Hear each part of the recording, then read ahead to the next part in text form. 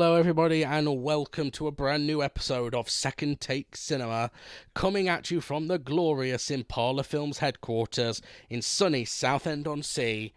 I am your host Jamie Evans, joined as always by Rory Jocelyn. Hello everybody. And today, in honour of upcoming release Godzilla X Kong, The New Empire, which releases on 29th of March 2024, we're taking a look back at Godzilla vs. Kong.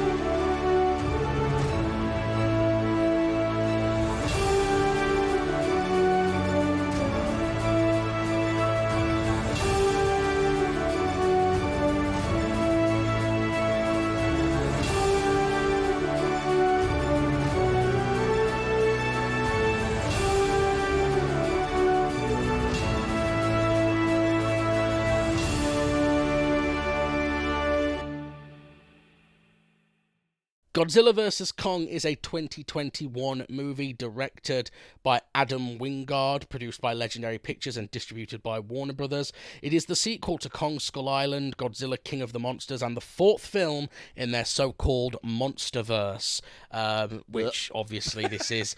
So when Marvel started doing well, 4 universes that I can think of, 5 universes got launched. There was the Monster Universe, wasn't there? So they did the MCU, Yep. which has gone well. Yep. The DCU, which has gone poorly. Yep. The Monsterverse, which is this, which arguably the films aren't good, but they've all done very well, so it's going well. Yep. They did the Dark Universe, which was the Tom Cruise Mummy film, and we all know how that went. Yep, that crashed and burned immediately. And then there was the Wizarding World of Harry Potter that they kind of retroactively turned into a shared universe. And that was going well until a certain somebody came out and said a bunch of transphobic shit. And now it's not going well anymore. Yeah. I mean, I think they're still selling, but I think the last Fantastic Beasts didn't. Oh, did it not? It bombed through the fucking floor, the last Fantastic Beasts did. But it deserved to, because the one before it, the first one is okay. It's not great, but it's okay. It felt very much like what it was, which was, oh god, we want to still earn money from Harry Potter, but we've run out of stories. Quickly make anything. Yeah. But it was at least watchable. The second one was awful. The fact they even thought they could do a third, fourth, and fifth one is atrocious. Anyway, Godzilla v. Kong. It stars Alexander Skarsgård, Millie Bobby Brown, Rebecca Hall, Brian Tyree Henry, Shun Aguri, Isa Gonzalez, Julian Dennison. Where was Lance Reddick? I didn't see Lance Reddick anywhere in that. You said he was in this. Yeah, Kyle Chandler. Because he was in the intro credits as well. Yeah, I'm going to look up who he played. Maybe he was deleted? They wouldn't usually keep him in the credits then. You'd have thought, but, I mean, let's be honest, this is not a high art film. They may have just... Oh, apparently he's only in 2 brief scenes, but I didn't even see those 2 scenes. His character name is Gilliman. Was he in any of the previous ones? Because he might have been in a flashback sequence or something. So they had to credit him. I don't think so. Let me have a quick look. Oh, he is. He's in... Oh, he was in the 1998 Godzilla. Oh, maybe he was in the couple of clips that they showed of that. No, they didn't show any clips of that one. And he was a different character. No, only this one. Godzilla v. Kong, he plays Gilliman, who is the head of Monarch, apparently. I do not recall... never met him in this film. No, apparently he originally had a larger role, but a lot of it was cut. But apparently he has got 2 scenes. Do you know what? We didn't look for a post-credit scene. Maybe there was a post-credits. He definitely has very little to do in the main feature of this at all. I didn't even see him. You're right. I didn't. I'm just having a quick look. No. Okay, interesting. Apparently he's in it, and Demian Bichir's in it. This film was originally delayed from its release. It was due to come out in November 2020, but was delayed due to the COVID-19 pandemic. It was the 8th highest grossing film of 2021, and it also was a streaming hit. It was the most successful launch title in HBO Max's history until it was overtaken by Mortal Kombat. Mortal Kombat! No, wrong show. Wrong show. I was about to do it and realised it's the wrong show. We're higher class here. What, then Mortal Kombat? Than VGMP. Yeah, I was going to say, though, we're not higher class than Mortal Kombat if we're reviewing Kong versus Godzilla. This is better than Mortal Kombat. No, it's not. Yes, it is. No, it's way Mortal better. Kombat is way better. This than is film. way better than Mortal No, it's Kombat. not. It's not even a scratch on Mortal Kombat. Do you know what this is? Trash. This is orders of magnitude No, it's better not than orders of Mortal magnitude. Kombat. It is Yes, not. it is. They're very similar. They're both brainless action franchises. Yeah, There except is this nothing... one's cool. No, it's not. This has a giant nuclear fire-breathing lizard in it. Yes. Thing, And thing Mortal Kombat has Reptile. Yeah, who's shit. He's a bit shit, to be fair. I'll give you that. They've got a ninja who's not a good ninja. Hey, He hides behind cardboard sometimes he's a good boxes. ninja. He's not always a good ninja. He was shit in the animated The Journey Begins, but that's another Yes. thing. But he was... Are we just counting the Paul Anderson film? No! Well, what are we pitting against this then? All of Mortal Kombat. Well, then I can pit all of Godzilla against it. Yeah, and you'd still lose. I would not. You've not with already all told of me the Godzilla. only good one is the first No, one. no. I haven't seen all of them. I've got them all, The and I ones you tend. told me about, and this is my. Let me be clear. This is my introduction to fucking Godzilla's I know, universe. I know. And it's basically And it's an not even the okay Japanese action one. trash bag. Yeah, this is better than Mortal Kombat. No, It is. no. Mortal Kombat has more characters in it. No, this comes down to personal choice because for me, Giant both Lizard, trash. Giant Lizard will always be cooler than martial arts because martial arts. See, I'm the opposite. Hot take. Martial arts are lame. People who study martial arts are nerds. Sorry, no. They're Jackie Chan Yep, immediately invalidates your. No, your he doesn't. stance. It's lame. No, all, it's not. all Jackie Chan's best roles are his comedy roles. No. Jackie Chan, just by himself, let alone every other martial artist in the world, Yeah. the amount of skill and talent that man puts in, and the effort that man puts into his films. Oh, yeah. It literally better than all the effort put into Yeah, this film but or any of the kaiju series combined. All his best roles are his comedy roles. But they're mixed with the martial arts. It's Yeah, the but I don't need the and martial arts. Take them out. No, you don't take them out because the Yeah. comedy martial arts is what made him. The best Jackie Chan thing is the animated Jackie Chan Adventures. I'm going to have to pull your quote. Jackie Chan is orders of magnitude better than this film. And now I'm suing you for copyright infringement. Anyway, this film was made for a budget of $200 million and it grossed $470.1 million at the box office. Obviously, that was less than they expected because it did same-day streaming release, so Right. it lost some of its box office. I wonder what the... Sorry, I know this is an aside, but they've started doing these same-day streaming releases with cinema, Yeah. but to my knowledge, they only ever count box office. So they Yeah. can only ever lose if Yeah. that's the way they count. Yeah, I know. This is the problem. Streaming figures aren't released a lot of Yeah. the time. I think HBO is one of the only streaming platforms that releases its viewing figures. I wonder if maybe part of the reason for that, and I know this sounds like, I'm considering all studios shady, but it's big business, go figure. I wonder if that's because a lot of them, in order to get such big budget films made now, they have a lot of back end deals where actors or whatever will take a lot of the percentage of the takings. If most of those are hidden by unreleased, Yeah, 100%. yeah, I reckon a lot of it's probably that. Netflix do it with their shows so that they can cancel stuff without people being able to turn around and go, but that show was doing really well. Yeah, Why there's have you been cancelled it? There's been a few occasions of that, hasn't there? Yeah, Glow. Yeah. Glow had one season left to go, and they cancelled it because of the pandemic. Yeah. It's like, just wait for the pandemic to be over. Yeah. Release your Anyway. Tiger Kings in the meantime, and then Yeah. Man, talk about milking. Tiger King season 1's brilliant. yeah. I didn't watch the second one because I was like, what's the point? It's not even about him. Yeah, you didn't need season 2. Well, to be fair, though, shocking about season 2 is one of the characters basically comes out and admits that everything they said in the first season was a lie. And you were like, I knew it was because it's Joe Jeff, the guy who buys the zoo off him. He's Like always everything lying, yeah. about him screamed liar, didn't it? Yeah. Anyway, Godzilla vs. Kong received generally positive reviews on Rotten Tomatoes. It has an approval rating of 76%, with the critic consensus reading, delivering squarely on its title, Godzilla vs. Kong swats away character development and human drama to deliver all the spectacle you'd expect from giant monsters slugging it out. Richard Roper of the Chicago Sun-Times gave the film 3 out of 4 stars, writing, Godzilla vs. Kong is the kind of movie you can pretty much forget about almost instantly after you've seen it, but it's also the kind of movie that makes you forget about everything else in your life whilst you're watching it.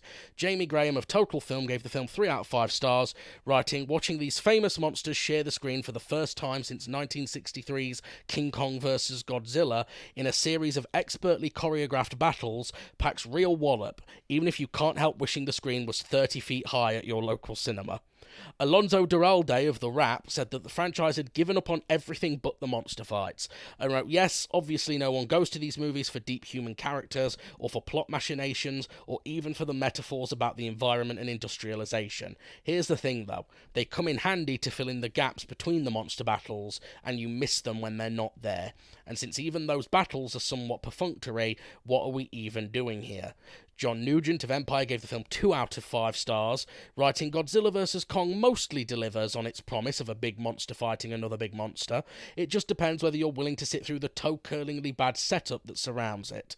Reviewing for The Age, Jake Wilson gave the film 2.5 out of 5 stars, saying, overseeing the mayhem is director Adam Wingard, who started out making wittily brutal, low-budget horror films before becoming a studio gun for hire. Absolutely no sign of his old personality is evident here.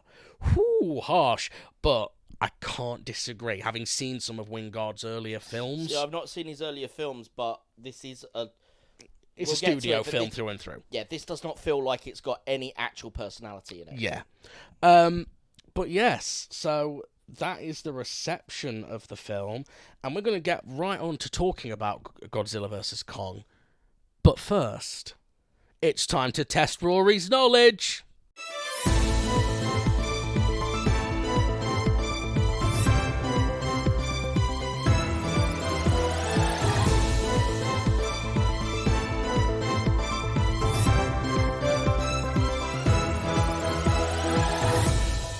Okay, Rory, got 10 questions here. All I'm not related. going to know any of these because they're going to be kaiju related. They're all kaiju related. Yeah, I'm fucked. I've tried to bear that in mind. Again, this is my first ever I know, Godzilla but movie. I've tried to bear it in mind. And a couple. Unless there's questions about South Park's Mecha Streisand in there. Put it I'm this way. screwed. Put it this way. A couple of them are guesses, but most of these questions, I, being the expert that I am, have deliberately made sure that I've mentioned the answers over the last 2 hours that you've spent with me. Okay. So we're about to find out. Yeah, you remember how my much you memory listen. shit as well, yeah?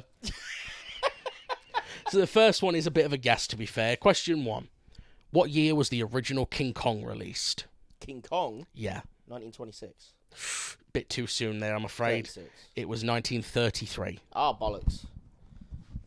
I was close. I wasn't way out. What year was the OG Godzilla released?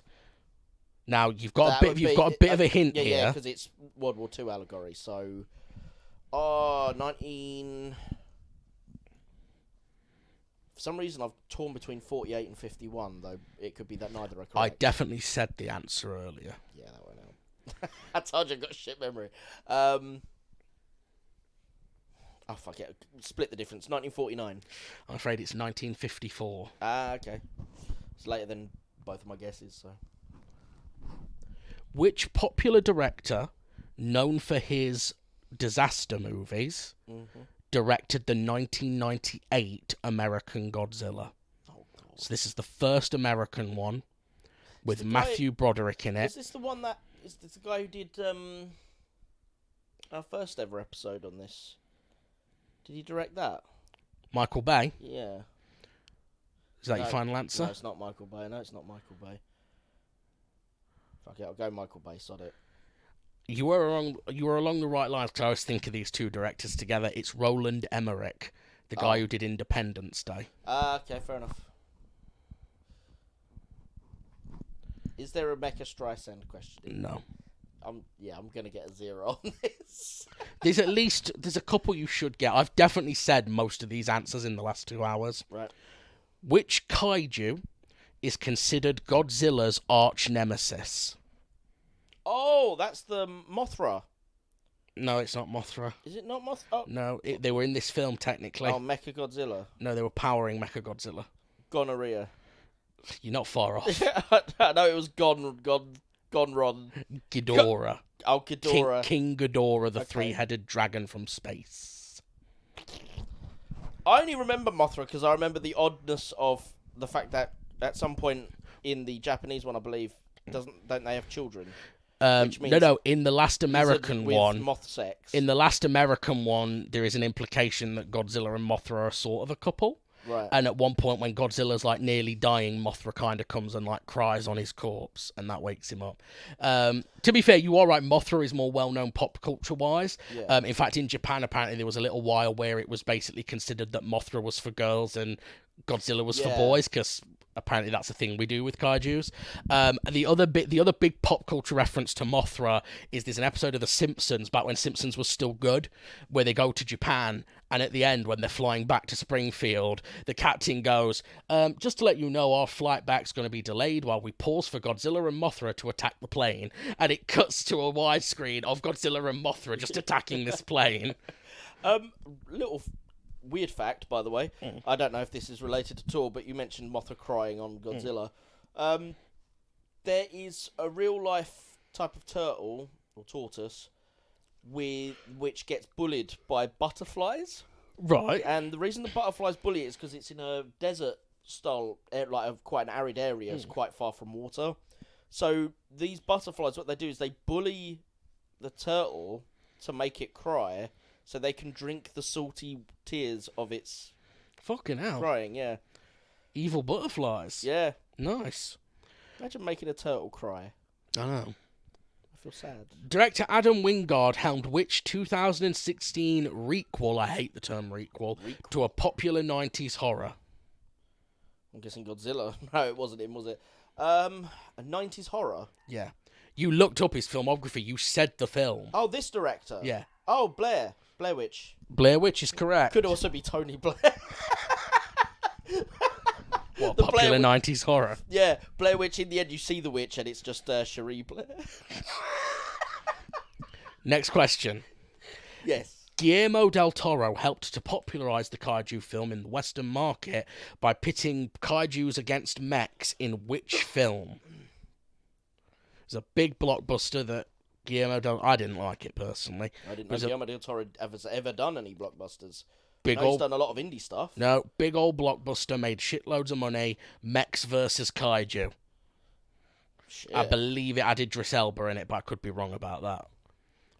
I feel like Dark Tower?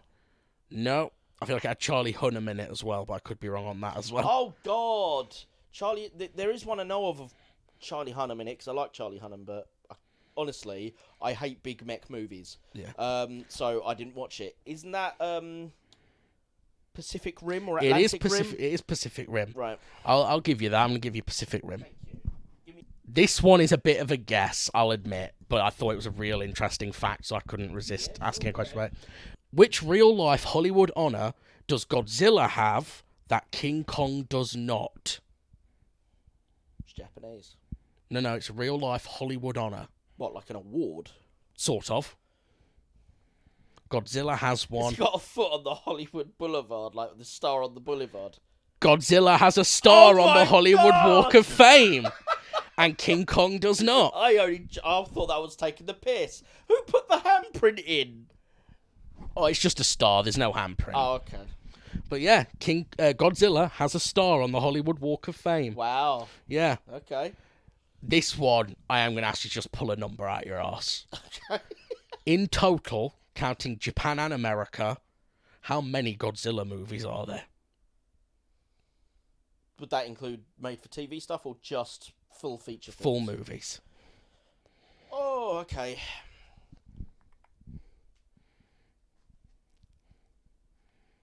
18. 38. Jesus wept! 33 Japanese ones and 5 American ones.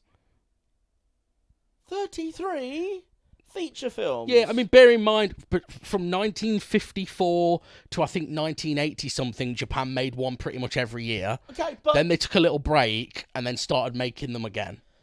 No, I get that, but, like, think of how People consistently we've been churning out James Bond films. Yeah. And it's nearly as old as Godzilla. Not quite as old, but Yeah. nearly as old. And we're not even to... Well, we're probably about 25 or 26 we are on. Yeah. God's, And that's been a constant churn out The of problem films. is there's actually quite a few gaps in James Bond if you take a look back through his history. I know, but at the same time, it's like, even that, like... Oh, yeah. They love Godzilla. They go Jesus crazy Christ. for Godzilla. I know while I was in Japan, I saw a DVD box set. I didn't buy it, because it was quite expensive, actually. But there was a DVD box set I was going to buy for my friend who is Spider-Man. He's a big Spider-Man fan. And it was a TV series. Oh, the Japanese Spider-Man series. Yeah, and it's a kaiju Spider-Man series. Yeah. Yeah, I've never seen it. Yeah. But I obviously looked at the box and went, this looks like garbage. I've Yeah. got to buy it for my friend Craig. They love But I kaijus. just couldn't afford it. So I got him the music video of the Spider-Man gay anthem. When you by think DJ about Ozma. it, every episode of Power Rangers is a kaiju. Of course it is. Because they make the monsters grow. Yeah. Make my monster grow! Yeah, which sounds like a euphemism now. Yeah, I know. What? Ooh, Rita. Okay. The last solo Kong movie starred Tom Hiddleston and Brie Larson. What was the full title of the movie? It only came out a couple years ago. Kong Skull Island. It is Kong Skull Island. Well done. That came up on Netflix when we were And I watching said this it. film. I said it at least once. Okay. Okay, last question. You should get this one because I've said it. By what honorary title is Godzilla also known? I don't mean Gojira. I'm not saying for the Japanese name. I mean, he's got a title like Godzilla blank.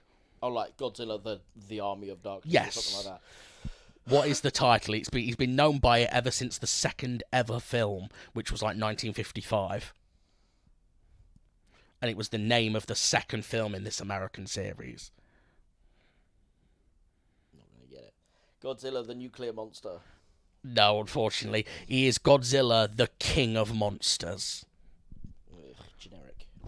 It was cool back then. Well, maybe in 55. Congratulations, you got 3 right. Which, And- considering and one of you them was a forgot real to put in guess. Mecha Streisand, which would have been a No fourth. one cares about Mecha Mecha Streisand. Streisand? Barbara, I don't want to get sued for Barbara. starters. It's very litigious, Barbara Streisand. Yeah, I know. They got sued from her. I was joking, did they really? Yeah. So they did it again. Okay, well, there you go. Rory got 3 out of 10 on his kaiju quiz. Not bad for someone who's not very familiar with kaiju films. So unfamiliar with kaiju, this is literally, unless you count some of the early Power Rangers, this is the first ever kaiju I've ever watched. Yeah. We're going to get on to talking about the film now, right after these words from our advertisers.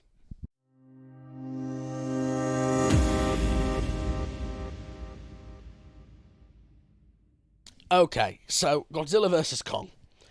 I put this one in the list. Yep. I put it in because, quite frankly, we're trying to grow the podcast, and we noticed that when we have a new release coming out and we tie an episode into that new release, we get a little boost Yes. in listeners. So I thought I'd try it. But I actually did want to give this a second viewing, because I'd only seen this once before. I didn't really like it. To be honest, Didn't you review it on your old show? I did. We did talk about it on Jamie, Your Film Taste Sucks. To be honest, I haven't been hugely impressed with any of the American Godzillas. I think in general, Godzilla as a franchise for me is coasting on nostalgia, because I loved it as a kid. Yeah. Loved it because I was a kid and he was a giant nuclear breathing dinosaur. Yeah. Of course I liked it. I even had, it was one of my most expensive toys as a kid. I say toy, it wasn't really a toy. I had a model of Godzilla, the 1998 American Godzilla, because I was too young to realise it was lame. And it was probably about the size of, not that pizza box, but like a small pizza box. Right. And it was New York City with the Chrysler building. Right. And Godzilla is climbing the Chrysler building like King Kong, with his tail curled all around it. And it was a money box. Right. And you put money in, and every time you put a coin in, Godzilla did his iconic rawr. And it was cool. I had a lot of Godzilla toys as a kid. Cool. Including a book of the film. I actually read the book before I saw the film. Which film? The 1998 Godzilla. I quite liked the 20... I say quite liked. The 2014 one was cool, but again, like that guy who in the review said, all of the drama in these films is essentially filler. Yeah. That comes in between the monster action. Yeah, there's no meaning to these films. And I'm sort of a little too old now. I'm at a point in my life where it's rare that I'm in the mood for just action. Yeah. Well, you're not a big action fan anyway. No, like, I'm not. Honestly, when it comes to action movies, there are so much better ones that you don't like. Yeah, and I'll tell you why. Things like Die Hard, etc. Yeah, and this is me. It's a totally weird thing I've got. I don't care about human action. Right. It's why I like Predator, but I don't like Eraser. Right. Because Predator's got a fucking alien in it. Yeah. I mean, also, to be fair, Eraser's not a great movie. Okay, Commando. I don't really like Commando, you know. Sure. I like the one-liners. Yeah. But beyond that... I mean, there's not much depth to Commando beyond the one-liners. Beyond that, I don't really like it. But I like to have that little something extra. And I know that's weird of me. I like Total Recall. Because Total Recall's got the little something extra. It's a sci-fi. Yeah. And as we argued earlier, for me personally... giant lizard fighting giant ape is cooler than ninja fighting four-armed monster thing. Yeah, see, I'm the opposite. Yeah, that's what I said. It's personal choice. The reason I've not watched any Godzillas is because it was like, oh, it's big lizard versus robo lizard and monkey. Yeah, and I'm like, I don't care. Yeah, I could not care less. There's no stakes in that. Well, people destroy Tokyo. All right. We don't give, like, the film doesn't care about human cost. It doesn't care about, we don't have to worry about the cleanup. We don't have to worry about, you could say, well, that would make a boring movie. I'm like, but that's the stakes. Yeah. Once you get rid of that, it's just big monkeys breaking Lego. Yeah. I don't care. If I wanted to watch monkeys break Legos, I'm sure there's a YouTube channel where they give monkeys Legos and watch them smash them. Yeah. It's essentially the same thing. Yeah. It's... I have now seen, I didn't see it for a long time, I have seen the very original Japanese Gojira now. Right. That's very good. It's very... They do all the smart things in that Godzilla is actually barely in the movie. He kind of turns up at the beginning. More like a horror villain. Yeah, well, he is 100% the villain in the first one. There are no other kaiju. I don't think the term kaiju had even been invented at that point. It probably was invented for Godzilla. Because I'm pretty sure Godzilla is the first kaiju movie.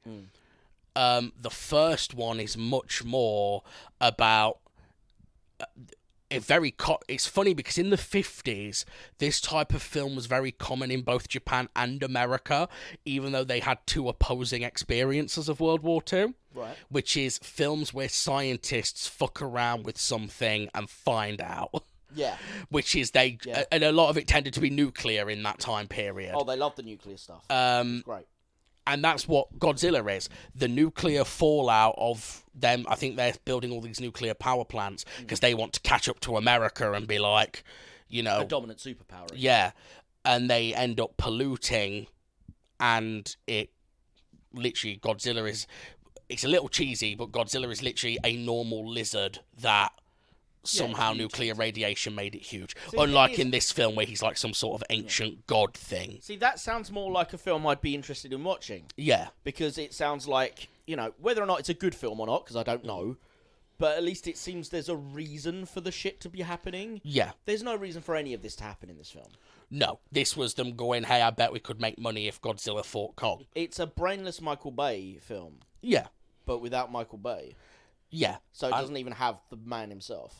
Yeah, I mean, to be fair, I don't think Michael Bay actually adds much to his films, if I'm honest. Well, no, I'll be honest. What's his name? Wingard didn't add anything to this one. No, he didn't. And I think even the reviewer who'd seen all of his past work stated that basically he's lost all of his own personality in this film. I think what this film needed, really, because I gave this film a second take today. It's the title of the podcast. Yep. I have come away enjoying it more than I did the first time. First time I hated it. This time, don't get me wrong, I'm not going to be in any rush to watch it again. It's not really something that I have come away with being like, I am blown away by this movie. Like, I want to know how they did it. I want to know this. I want to know that. The answer, unfortunately, It's CGI. It's CGI. Yeah. But I'm glad you've got more of an appreciation for it, seeing it again. Because it's always nice to have that. Because there's been plenty of films we've watched, and it's been like, oh, watch the second time. It's actually shitter than I remember. Yeah. It is nice when you get the other way. We're like, actually, this is better than I remember it being. Yeah. It's got some... it's the sort of film I would watch if I was feeling ill, and I just wanted to lay in bed all day and watch brain dead movies. It's this and a lot of Marvel movies, basically. Yeah. You know what I think is a bit of a big problem I have with these films? They're almost a hypocrisy in term, because they're big blockbuster movies. In that sense, they require so much money to get made because the visual effects, the CGI, you know, these aren't cheap by any stretch of the imagination. These are high budget and therefore require high return films. Yeah. The problem is there is nothing in them that is remotely interesting in a conceptual stage. And because they're all CGI, it doesn't feel like cinema anymore. Now, that's not to say you can't have cinematic CGI movies. Yeah, I'm going to say, because we have animated movies that are still cinematic. And I'd say that there's quite a lot of Pixar's that would be cinematic, even though they're all CGI. But with this, because there is... The difference with this and something like a Pixar movie, other than, you know, the obvious quote-unquote maturity of it, is the fact that in a Pixar movie, yes, you've got, you know, big, colourful CGI, dumb colours, whatever, or silly-looking ideas. But those silly ideas are housing a deeper sentiment. That doesn't happen in this. This is like Transformers. Transformers has the same issue for me. It doesn't feel like cinema anymore. Because everything, like, half the film isn't actually film. Like, if they... It would feel more like cinema to me if they were practical effects. And don't get me wrong, enhance it with CGI. Absolutely fine with that. But it's got to a point where I'm like, you know what? This just feels like a cutscene from a video game. You know, a really extended cutscene, but a cutscene nonetheless. It feels like, when, for example, when Kong first arrives in the Hollow Earth, and he's walking around, realises he's king. It's a great piece of CGI, but I'm like, I feel like I'm missing my Xbox One controller. I'm like, something's missing here. Like, I should be playing this on my PC, not watching it as a cinematic venture. Yeah. Because, again, there's no gravitas to any of this either. No. There's no story meaning. There's no depth. This isn't like 2001: A Space Odyssey, which had, for its time, brilliant visual effects, but there was an underlying meaning to those films. There's none of that here. No. It's a vacuous void. I think what's interesting as well is you talk about the budget. It's a very American thing for these films to be high budget. Yeah. Because you know all the Japanese ones? They're all low budget. They're all low budget movies. Yeah. I'm talking literally, it's like comparing a Disney Star Wars, the level of budget they have, to an episode of Doctor Who. Yeah. Like... That's the disparity we're Before talking this about. Current series where they've upped the budget. Yeah, I'm talking like Tom Baker era Doctor Who. Or Star Trek even. Or even classic Star Trek, yeah. It's very weird how for some reason when these films come to... Even back in 98, when these films come to America, for some reason America goes, oh, we need to pump hundreds of millions of dollars into this. Yeah, the Japanese are all sitting there going, why? Why? Yeah, we just stuck some dude in a rubber suit. And you know what? I've got more respect for the rubber suit because someone had to build the bloody suit. Yeah, and the first one's the best one. Like, artistically speaking. Yeah. Yeah, there's just no thought goes into it. It's just, how can we make this big booming monster movie? And to be fair, I've always argued that, you know, films don't have to be meaningful and things like that. It is perfectly fine to have something that's a bit silly. Don't get me wrong, this film is enjoyable. It's not. I'm not saying it's terrible. I say it's enjoyable. The thing is, it's got enjoyable bits in it. I wouldn't actually say the film as a whole is enjoyable. I think what this film needed, since we mentioned Michael Bay, call back to our very first episode. When we watched Armageddon, the thing that surprised us both was because Armageddon's ridiculous, isn't it? It's a ridiculous plot. Yes. Why on earth would you not just teach the astronauts to drill instead of the oil drillers to be astronauts? Yep. Why was fucking Bruce Willis firing a shotgun on a fucking oil rig where he might I kill know. everyone. Yep. The whole thing was silly.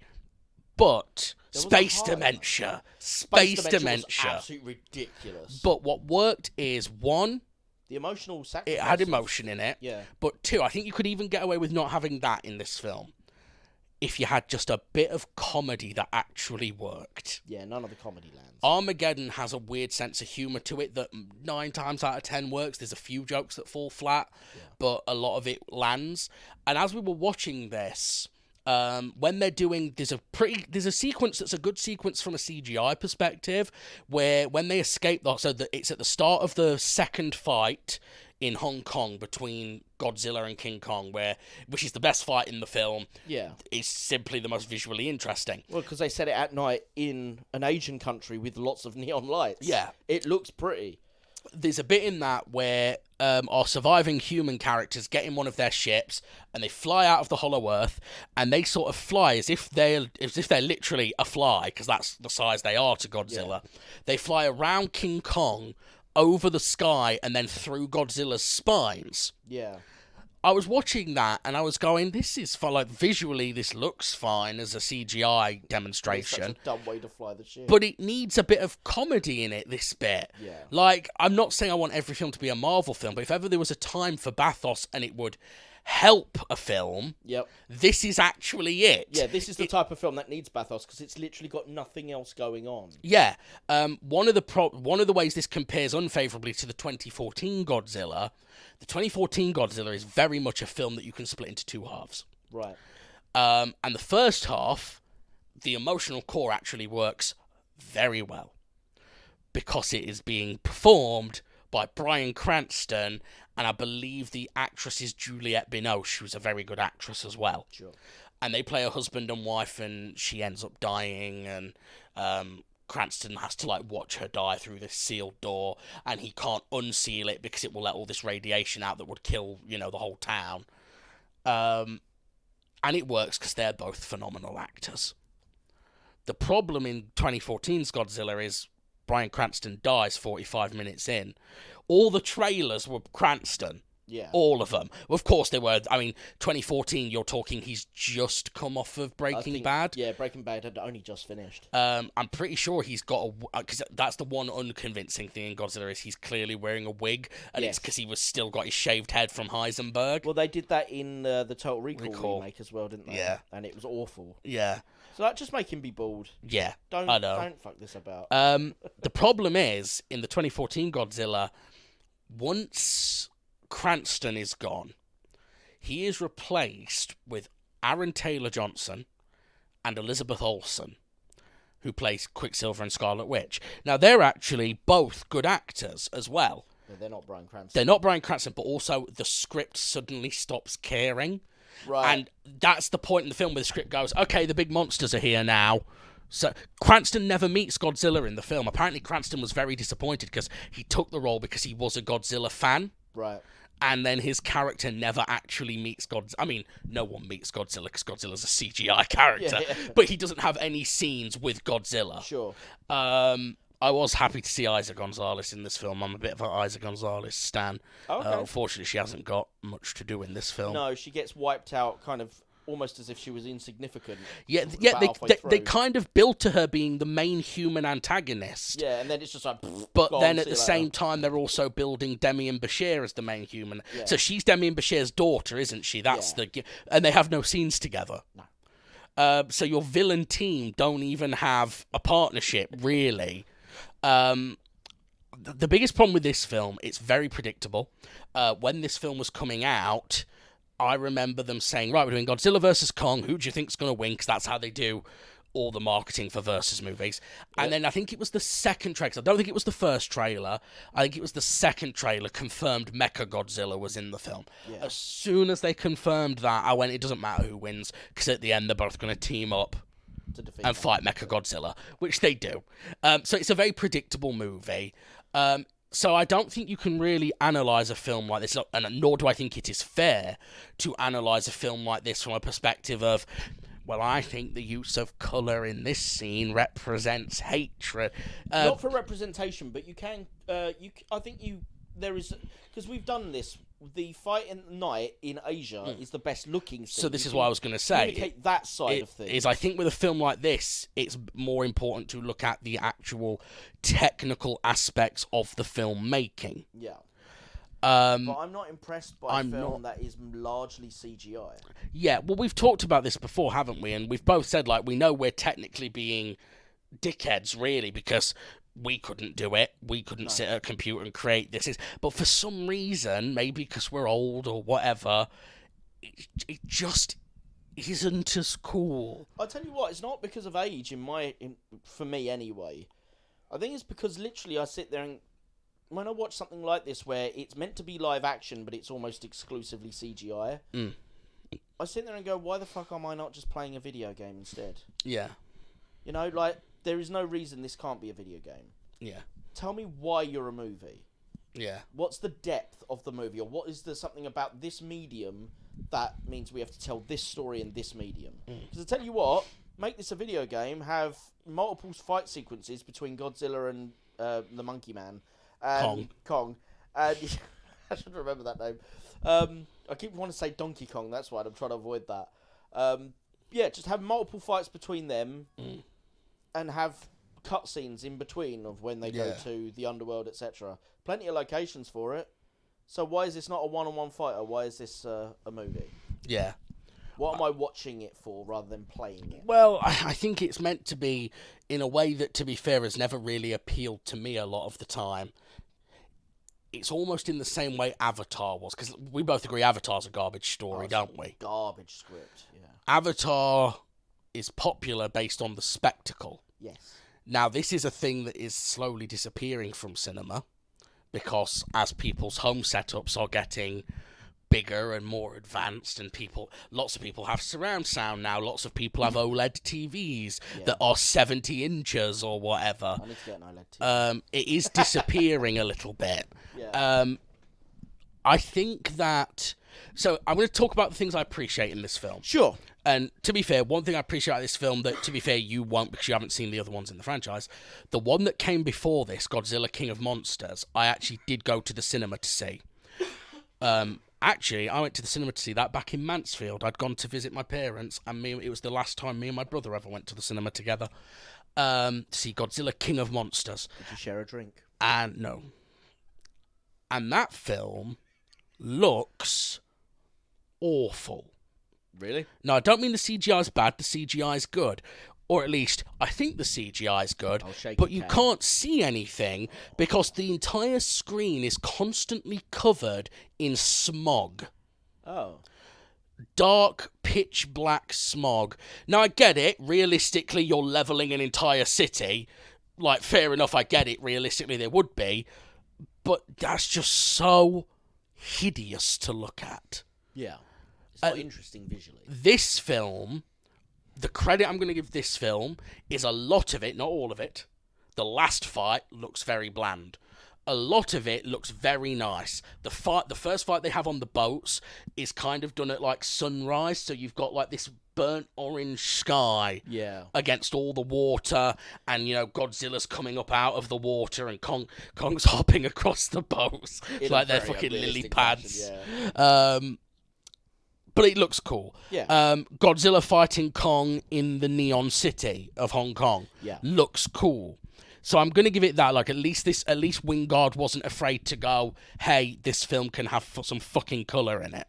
Yeah. That's a praise I'm going to give the film. There's a few interiors that are very colourful as well. There's a few interiors that are very colourful, mainly when they're in the Apex labs, isn't it? Yeah. And I like some of the camera work in this. Like I said, I actually like, yes, it's a CGI shot, but I like the bit where the ship goes over King Kong and then through Godzilla's spines. And I liked when there's a bit where Godzilla falls down and the camera sort of falls with him, and it feels like it's when Mechagodzilla whacks him one, I think. Yeah. So there's some shots in this I quite like. It works as a popcorn blockbuster. Yeah. It doesn't work as a story. Nope. And it doesn't work on any kind of emotional level, which I know some people will sit there and go, well, it's a blockbuster, what do you expect? But as we said, Armageddon. Yeah. Armageddon's stupid as fuck, but it's dumb as shit, it yeah. works on an emotional level. For That the bit 2 with hours Bruce you're Willis- watching it. Oh, we teared up. Yeah, absolutely. We teared You up. can inject, even in the dumbest of films, you can inject something in there of human emotion. And do we think to this give is... it more, like, because I don't question whether or not Armageddon should have been a movie or a video game. Yeah. Like, even taking into account, obviously, the N64 was the most powerful console at that time. Gonna Would say. not have been able to pull off that sort of stuff. But even so, let's say you have today's computer power at your disposal. Armageddon feels like it should still be a film because the human characters are the forefront of that story. Yeah. And that emotional payoff with Bruce Willis's character. Yeah. I'm sorry, it can be done on video games. I know that now because of Last of Us. Yeah, but it's Final Fantasy X. Yeah. But it's so incredibly rare that at this point in time, I'm like, yeah, clearly you'd want a real actor. Makes sense. Yeah. There's nothing like that in this film. No. I don't think it necessarily has to be. For example, I wouldn't play this as a game. I'd rather watch this as a film. I wouldn't do either. But that's because I hate 1v1 fighters. Yeah, but I mean... But what I'm wondering... Do you understand what I meant by that? A little, but I don't think this film... I think this film does enough to justify its existence. Does it? I think in a world where we've had like 5 Twilight movies and an endless amount of... Yeah, I'm not talking about terrible... things like the Emoji Movie exist. Yeah, I don't think this needs to justify itself. See, I don't think any I think film... those should have to justify themselves. No, see, I don't think any film has to justify itself. Why? They can all exist. I mean, we live in a world where Uwe Boll's made something like 30 movies. I wish they didn't exist, but they do. For me, what I'm wondering... Them big, like, hundreds of millions of dollars. No, Still. And this is the interesting point we said, isn't it? Is, you know, in Japan they don't feel that these films need hundreds of millions of dollars. No. In fact, they've just done a Godzilla film in Japan. I haven't seen it yet. I really want to see it. Called Godzilla -1. Right. It's been nominated for an Oscar. It's the first ever kaiju movie, I think, to be nominated for an Oscar. Its budget was reportedly 15 million. Bear in mind, this was 200 million. Yeah. This is supposedly 15 million. It's a period piece because it's set back at the time of the original Godzilla. Yep. So it's set post-World War II. And the directors come out and said the 15 million figure is an exaggeration. Right. It didn't even have that much. Yeah. I've even heard a rumour that apparently American studios are approaching this director to come in and basically teach Hollywood directors how to maximise their budgets whilst... Because Hollywood's currently in a period, as everyone is, where the economy's tightening and they're having to drop their budgets. They apparently are looking to headhunt this guy to come in and show people how you can make films that look amazing. See, what he probably did was he planned out what actual visual effects he wanted before he started shooting anything, took that to animators, and rather than give them, like, oh, well, we'll give you 200 million to get this done in a week, he probably just went, look, here's, like, I don't know, 2 million, get it done in 6 months. And Probably. you know what? Because you're not having to try and crunch, Yeah. you can get the time scale in to make sure that the visual effects look good, and you're not having to crunch in so many people to try and hit the deadline. Probably. It's something as simple as that, because crunch is a known problem in this industry. More so in video games, but it's definitely well known. Oh, massively now in the superhero genre. Yeah. Disney in particular are under pretty heavy criticism at the minute for it. Yeah, I don't understand why these companies don't understand. If they delay the film by like 2 months for the visual effects team, they're not really going to lose any budget, but they are going to gain so much more back on sales. Hopefully this is the lesson Disney are now learning, because they've redone their slate, haven't they? Yeah. And dropped everything back slightly. What I wanted to talk about then, because you meant we talked about Armageddon. I'm going to use to be honest, Armageddon, The Mummy. I don't want to sound like one of those guys who's like, films were better back in my day. But The Mummy was a summer blockbuster. Armageddon was a summer blockbuster. Jurassic Park was a summer blockbuster. And these are all films that, although they are big spectacle films, you know, The Mummy's got its fair share of CGI in it. You know, there's the big mummy face in the sand, there's the swarm of scarabs. Jurassic Park's obviously got CGI, Armageddon's got CGI. But there is still a heart there There's which a we're human not component. seeing. There's a human component and an emotional component that we're not seeing in this film, and I'm wondering how much of that is a casualty of the fact that, as we've spoken about before on this show, films in general, not just this movie, but Hollywood movies in general, are having emotions removed from them. Yep. Everything's being... We always say they're being desexified, Yeah. but we don't literally mean sex scenes. We mean passion, heat, Yeah. or even Some any people strong ca- emotion. I think some people call that woke as well. Not that I agree with that take, but I think I've seen people do that online where they're sitting there talking about like, oh, it's woke because there's no actual, romance, or there's no actual this, that, and the other. There's other reasons that make something more woke I think, than that, but I'm fairly certain I've seen that argument used for that as well. Yeah, there just doesn't seem to be in blockbusters at all anymore, and I don't know the reason why. I don't know if it's filmmakers have literally become worse filmmakers, or they're afraid of offending. I assume it must be a studio thing. I know that, honestly, the quality of writing in Hollywood has reduced severely. Well, because in the last everything's 10 written by years. committee now. Yeah, so because of that, there's no interesting ideas. All of the potential interesting ideas are nullified out by, as you say, by committee. Because they won't take gambles anymore. Yeah, and it means that anyone who's like, oh, I want to make a really fiery, passionate piece. Well, you can come in with that energy if you like. If it gets funded, great.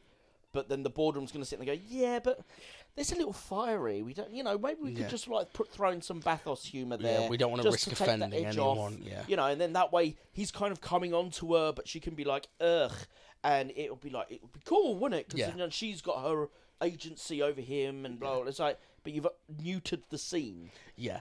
There's absolutely no romantic relationships in this. It's fuck all. You think at some point, obviously, when you first meet Alexander Skarsgård and Rebecca Hall, you think, oh, I see where this is going. I know how movies work. Yeah. No, not even any flirting. No.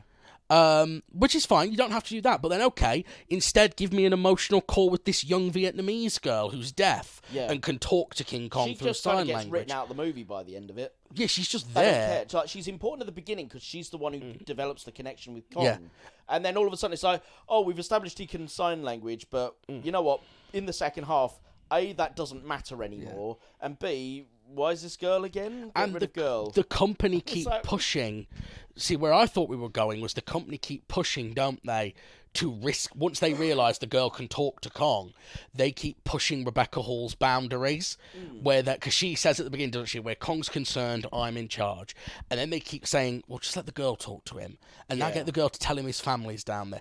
And I thought for sure this was going to build to a point where the girl's life is in danger, because they've pushed her too far. Like, she ends up trapped in the Hollow Earth with Kong, or something like or that. it breaks the relationship with her and Kong because he thinks she's lying to him. Yeah, something like that. Something important could have happened.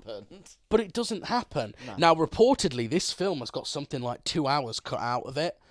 So I'm wondering, I'd love to know, don't get me wrong, I do not want to see a 4-hour cut of this movie. No. But if I could see an interview with Adam Wingard where he just tells me what the other 2 hours were, just so I know roughly where he was going. What was so important that... But do you not think it probably is that? Because that's that's storyline, probably. Because that clearly is where the film is building to. Yeah. Yeah, and then that just goes away. Once Kong gets his throne and his axe, I mean, the way the third act comes along, which is literally... Well, it changes from nighttime to daytime in 5 seconds. Well, picture this audience. Kong goes all the way down to the Hollow Earth. Alex Jones creamed his fucking jeans when he saw that scene. The frogs are gay. The damn frogs are gay out there. He gets his axe and it's all like, oh shit, like King Kong. And then they clearly had no idea how to get to the third act. So they just went, use big flying chickens. Yeah. Big flying chickens come along. They attack everyone. They're down in the Hollow Earth. Then they just go, okay, I guess Godzilla just breathes a fire hole through the earth all the way down to the... For no reason, apparently. Just decides it's time to breathe the hole through the earth. And start some beef. No magma comes out of this. No, I know. Well, where is magma? Where's magma? How do volcanoes exist in this world? I like that there's volcanoes shown in the underbelly of the quote unquote sky of the Hollow Earth, and you're like, so there is magma then? Yeah, but the mantle's gone. Where's the mantle? we don't see a core. There is a sun down there, it seems. Which must be the core, surely. Yeah, but we never actually see the core. It's like, well, if you can see the other side of the Hollow Earth, literally in the sky, we should be able to see the core burning. They'd have been better off, not that I think you needed to add any more sci-fi elements to this film. Just making it a dimension. They'd have been better off, because when they go through the gravity well, it kind of looks like a portal anyway. Yeah, it does. They should have just had it be that there's a portal that leads to another dimension where the kaiju live, which, to be fair, that is ripping off Pacific Rim, because I think that's what happens in Pacific Rim, is there's literally a portal at the bottom of the sea that kaiju come through. But you know what? It's better than fucking Hollow Earth. It is better than Hollow Earth. I have to say, this type of film, certainly for something like STC, is probably my least favourite type of film to cover for this. Yeah. And I don't mean kaiju in particular. I mean brainless films. Yeah. Because part of what I find interesting about this series is discussing what we like, what we don't like, and the artistry of that. Yeah. And I'm not saying there is no art to this film, but it's not what we would call an art movie. No, obviously It's not. a brainless action romp with, as we've stated, literally no cojones. There is no emotional core to this film, which means that there's very little, the question of, could this be improved would be, write a different movie. Yeah, that actually has some fucking bollocks. Yeah, it needs a story, or if you're not going to give a human story, we need to believe that Kong or Godzilla are going to die at some point. Yeah, like one of them needs to feel like they're in peril. There needs to be stakes. But as you pointed out, this has as many stakes as a standard Power Rangers episode. Yeah, it never. You know that city's getting rebuilt. Yeah, and no one's going to have died somehow. Yeah, and even if they did, who cares? Yeah, it never really feels when Kong and Godzilla are hitting each other, other than a couple of times, like when Godzilla's slashing his chest up. Yeah. It never really feels like they're actually doing any damage. Yeah, I said this halfway through the fight with Godzilla and Kong in Hong Kong. I was like, they've been at each other for like 25 minutes, but not a single one of them seems to show any sort of wounding, and by that fatigue I mean, or anything like that. that. Yeah, like there's no like broken bones. It's not like they're getting. That would have been cool to see, like both of them slowly take more and more lumps, but also basically be worse to defend themselves in this fight because they're starting to lose skills where they've had fingers broken and things like that. That would have been cool. Like, if you're going to go to this level, do that. Make me think that they are, like, because then it's basically who loses their ability to defend themselves first. The problem with versus movies as a whole, like, forget kaiju from it, but versus movies as a subgenre, is there's always a distinct lack of balls on the maker's part. Yeah. Freddy versus Jason, we can't have either of them win. Yeah. Because we can't damage either franchise. Alien versus Predator, we can't have either of them win. Yeah. Batman v Superman, we can't have either of them win. Yep. They've got to team up. Yeah. Godzilla v Kong, they've got to team up against Mechagodzilla. Yep. The only one I've ever seen is Civil War. But at least that has an emotional point to its story. Where there's an emotional point. Like, Civil War, I know Marvel's kind of trash these days, but I will always defend Civil War. I saw Civil War in the cinema 3 or 4 times. Yeah. Because I had my Limitless membership back then. Sure. I was still with Leanne, and we went and saw it 3 or 4 times. It's a great film. Civil War is. Right. Again, not an art film. No. But as far as a blockbuster superhero movie goes, it's one of the best, in my opinion. Aided incredibly by the fact that Chris Evans and Robert Downey Jr. are both good actors, especially Robert Downey Jr. Which is why Batman and Superman did not work, because Henry Cavill and Ben Affleck are not as good. What? I think those two are good actors, but let's be honest, they didn't have a hell's chance with that script and that direction. Yeah. What was my point? Yeah, my point was, to a point where I almost feel like, why do we bother doing versus movies at all anymore? And of course, the answer is because they always make a shit ton of money. Yeah. Freddy versus Jason made more money than any individual Elm Street or Friday the 13th film. Alien versus Predator, the first one made a load of money, the second one didn't, to be fair. No, I think versus movies tend to be a one and done. Yeah. You get a shitload of cash once. You try and replicate that, and certainly if you try and replicate it too soon, no one cares anymore. Yeah. You need to build again, like you were saying about Endgame in a previous episode. I can't remember which one, probably several. But the reason that felt big for Marvel is that they'd earned it by working towards it. Yeah. Any versus, technically that's a big versus, but it is essentially a versus movie because it's all the Avengers coming along to help fight Thanos. Yeah. So it's essentially a big ass versus movie. So with any versus movie, you need to work towards that catharsis. Yeah. You can't just start with it, which was again the big problem that we've stated before with Batman versus Superman. You try to have your big, versus fight as your second ever movie. Yeah. It doesn't work. You need to have a big falling out, but you need to know and establish who these people are first. Yeah. So yeah, I think you can do versus movies. They make a shitload of money, but you can't ever sequelize it, at least not for another 10, 15, 20 years. Yeah. Or without adding something new to it. Yeah. You can't just do... And that's why there's no sequel to Freddy vs. Jason.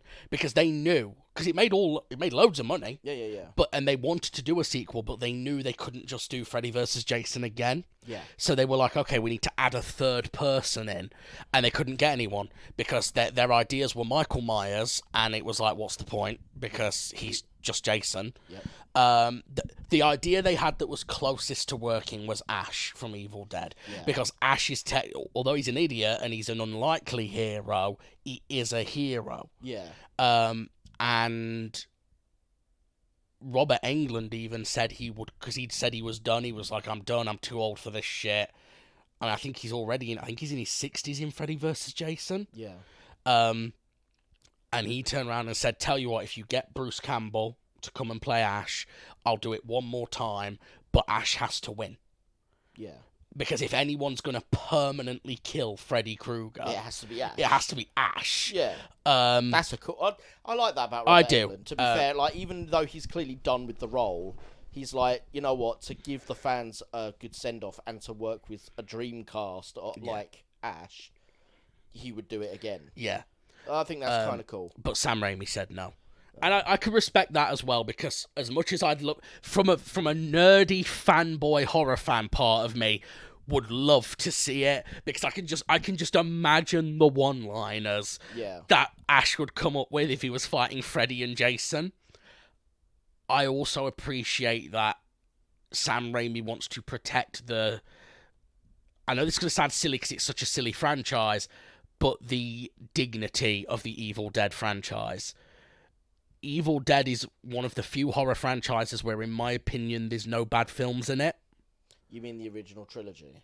All of it, to be fair. Even the two new ones are not terrible films. Okay. Whereas Friday the 13th, there's loads of bad ones. Yeah. And Elm Street's got a couple of duds as well. Yeah. Whereas the original Evil Dead trilogy, I think, is brilliant. I think Ash vs. Evil Dead is brilliant. I actually think the remake of Evil Dead's really good. And Evil Dead Rise, whilst I felt it didn't quite capture the Evil Dead feeling, was not a film I disliked. No. So I can kind of appreciate he wouldn't want to risk damaging that. Yeah. So yeah, it's I'm not really sure. I know it's annoying because we're releasing this as a tie-in for the new film coming out, but I'm not going to sit here and lie and say, I can't wait for Godzilla X Kong, the new Empire. I'm not going to lie, I haven't even watched any trailers for it. I actually don't know who they're...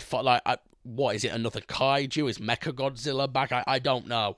I wish I could sit here and say, I'm super excited for it. Isn't it the two kaiju, herpes and gonorrhea, coming in? Super AIDS. Super AIDS. But there is a market for this. Yeah. It's well made in terms of the CGI is largely pretty good for the most part, especially compared to some of the CGI we've been seeing lately from Marvel or DC. Well, at the very least, all the green screening and the CGI works collectively in each scene. Yes. Whereas a lot of the newer stuff we're seeing from Disney at the moment, I think, not because they haven't got the money, because they do, I think because they rush it. Yeah, definitely. You end up with terrible green screening that looks YouTube level. Oh, have you seen I know you've not seen the film, but have you seen the one that the new Thor film got absolutely slated for? No. There's a bit where, Heimdall, Idris Elba's character? Right. His son is talking telepathically to Thor. And Thor, the way they represent this is literally a hologram of this guy's head appears in front of Chris Hemsworth. And they have literally just stood this kid in front of a green screen, cut his head off his shoulders, and copy-pasted it onto the footage. Really? And then put a generic fade effect over it. It looks atrocious. To the point where I actually cannot believe it got released. The original looking Games like Master TV series, you did that, and probably still better. Yeah, literally, it's that sort of level. Wow. It's unbelievable. Man, talk about... I'm not going to go into it, but talk about a film that wasted its potential. The fourth Thor movie. My God, I'm not going to go into it, but I'm just going to... Let's sum it up this way. Natalie Portman came back. Great. Christian fucking Bale is your villain. Nice. Your villain is called Gore the God Butcher. Fucking great name. And the film's dog shit. It's utter dog shit. It's awful. Christian Bale's in the wrong movie. Yeah. Like, Christian Bale is doing this really cool, sinister performance that you expect from someone called Gore the God Butcher, and everyone around him is yucking it up like clowns, and it makes him look like a fool. Yeah. Because you're like, honestly, it would be like if you put Laurence Olivier or like Daniel Day-Lewis from There Will Be Blood in the middle of Airplane. Or Deadpool. Or Deadpool. Yeah. And he didn't change anything. He was still acting with that Daniel Day-Lewis intensity. He actually looks like a fool because he's not in on the joke. Sure. Honestly. And what's really annoying is there's good ideas in it. There's a bit where every time you see Christian Bale's character, he's in black and white. And like his literal world that he's in is black and white. And there's a bit where Thor comes to fight him, and it's like colour is clashing with black and white. And as Christian Bale starts to win, the world starts to turn black and white. And then Thor starts to win, it starts to turn colour. Cool. I think that's a cool as fuck idea. Goes nowhere. Right. Goes nowhere. Christian Bale... Chris Hemsworth's just cracking jokes every 2 minutes. The jokes don't even land, which is the worst part. Like, that's the one thing you can usually rely on Taika Waititi to do, is for the jokes to land. Yeah. And they don't land. Anyway, that's me getting slightly off topic because we're talking about blockbusters. Yeah. But yeah, there's an audience for this, and if you enjoy this sort of film, that's great. Yep. Like I said, for me, it's the sort of film I'd put on if I was feeling really ill. Didn't want to sit and really pay attention to anything. Because this is the sort of film where, honestly, you could fall asleep for huge chunks of it, and you wouldn't miss anything. Honestly, I found this film quite boring. Yeah. Because there isn't any stakes to cling on to. Honestly, I do not understand. No, we're not watching Star Trek. There's no Klingons in this. Yeah, I never understand why films like this get so much box office revenue and are considered brilliant, and films that aren't great films still, but are much more enjoyable and have a lot more stakes and are much better done, like Need for Speed, gets like dragged through the coals. You had me with you until you said Need for fucking Speed. You could have Honestly, said Need for Speed is a better movie. If you'd have said Detention, I'd have 100% been in your I'll corner. give you Detention as well. Oh, I agree, but this is where you got to realise me and you are outliers on this. And, but they're far more interesting. I know. Than To us, they are. To us, they are. No, and I agree. general, I think Detention's there's more a to talk about. When we do films like this, it just feels, honestly, if we were to do another one of this type of movie, let's say Transformers, not even keep it kaiju, right? Like the Michael Bay Transformers movies. Honestly, unless there's a surprise in any of them, it feels like all we'll do is say the same shit. Yeah, CGI's pretty good. Not really much else going on. Really big, people like this. There's an audience for it. Thing is, what we have to realise... There's nothing more to analyse. No, playing devil's advocate, I think what we've got to realise, though, is that right there is the problem. And that's where we're the outlier, we enjoy sitting and talking about film and analysing film. And most people want to go see the film, leave, and never think about the film again. That's fine. I understand it as a genre and as, having an audience. But it's not for us. But we're doing a film discussion show. Yeah. But this is a film we can't really discuss. Well, I think we've discussed some bits of it. We've had to go off topic multiple times just to try and fill in the blanks. I don't know. I think we've discussed as much of it as we can. I mean, I've always been someone who thinks that every film is worthy of discussion. I'm not someone who sits there and goes, right, that whole genre can be written off, or, that I'm direct not can be writing written off off. the genre. It just this is what I feel when I hear of these films. Yeah. You know, when you suggested this, and again, this is not. I'm not sure if this is a good example of a first step into Godzilla. This is not the first Godzilla film you should have seen. I've seen the original King Kong, and I've seen. See, I've never seen original King Kong. I've seen the one by Peter Jackson. Peter Jackson. I've seen Peter Jackson. I heard King that Kong. was really bad. It's okay. Yeah. Not brilliant, but it's all right. Right. It's, you know, the visual effects, again, phenomenal. Has a bit more heart than this, to be honest. Yeah, I heard it was really long and self-indulgent, is what I heard. Of course it is. It's Peter Jackson Well, after he'd already it's finished the thing Lord he of the did after Rings. Lord of the Rings, Yeah. isn't it? And they were just like, well, it's the George Lucas problem.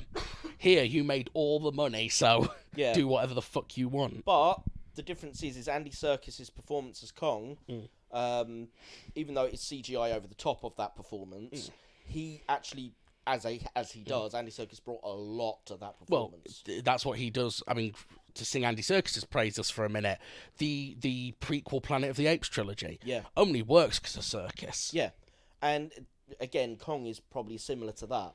But there's so much more heart in that performance than the Kong in this film, probably because of the mocapping of Andy Serkis versus, I don't know how they do Kong. I don't, to be fair, But- I've not looked it up. I don't know if they mocapped Yeah. him or if it's just CGI'd from scratch, I don't know. But the performance Serkis gave in that version was much better. Yeah. But again, it was a different focus. Because the focus was just on Kong. There was no Godzilla fighting. Yeah, this is a fight movie. Yeah. Yeah. You know Okay. what might be more comparable to this in terms of action that I would like, that I've suggested that we cover on this show, is something more akin to Raid. Yeah. Because Raid is a martial arts film, so in that sense it's very different. But again, you're just talking about a different type of action. Yeah. The difference with something like Raid is that it's actual people doing stuff. There is, I think Raid does a very good job, the first one certainly, of ramping up the tension as the film goes on. It's not a perfect film, Yeah. but at the very least, because you're using people, and there is, I'll be honest, very impressive martial arts going on in that film. Yeah. I think you'll be impressed by some of it. Whether you'll like it is a different question. Yeah. But I find that more impressive. And it's low budget. It was basically, that came out about the same time as Dredd, but Dredd had a big budget, and that didn't. Well, Dredd had a Bigger relatively big budget. Yeah, the other thing, obviously, Dredd didn't have a huge budget either. Yeah, see, I controversial take. I don't like Dredd that much. Okay. It's okay. So Dredd, do you know what Dredd was like for me, my viewing experience? Go on. It was like viewing Free Guy. I really enjoyed it the first time, Right. and then I rewatched it and was like, this is Die Hard. I'm watching Die Hard with a Judge Dredd skin, and I don't like Die Hard.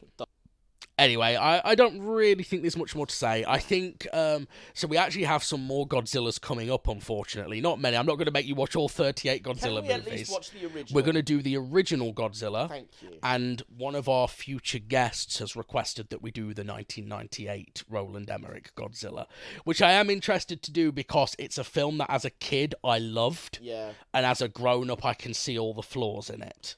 sure. Which is an interesting experience. I don't know if you've got any films that you did a similar thing with, where you loved it as a kid and you've watched it as an adult and been like, oh, it's actually shit. I don't know. probably been a Have you couple. I can't got think- anything? I can't think of them right now. There has been a couple. It's a very interesting experience. Yeah. Because you kind of look back at the kid you were and, Like, what the fuck were you watching? simultaneously are angry at your kid self, but also mournful for your loss of innocence. Yeah. Where you're a bit like, man, back then I could just enjoy a fucking dinosaur chewing the Empire State Building because it was cool. Now I'm sat there going, but what does it mean? So I think we're going to call it a day there. Yeah. That is our discussion on Godzilla versus Kong. As I said, What's the name of like the monster universe in Japan? it doesn't have a name in Japan. It's just What are they all called? Like the big monsters? kaiju. Bless you. That was a poor setup for that joke. That was weak sauce. That was weaker than this film. Yeah, it probably was actually. Um, I'd just like to disappoint you, Jamie. always. In bed. So that was Night. So that was Godzilla vs. Kong. As I say, Godzilla X Kong, The New Empire, is due out in the UK on the 29th of March 2024. At the time we're recording this, you never know, maybe it'll get pushed back, because that happens with films. But at the minute, it's scheduled for release on March 29th. If it looks like something you're interested in, go see it, support cinemas, etc., etc. And why not email in and let us know what you thought about Godzilla vs. Kong, or even Godzilla X Kong when it comes out, at info.impalafilms@gmail.com. Come back next time for more, hopefully thoughtful, film discussion, or maybe we're just two nerds talking shit.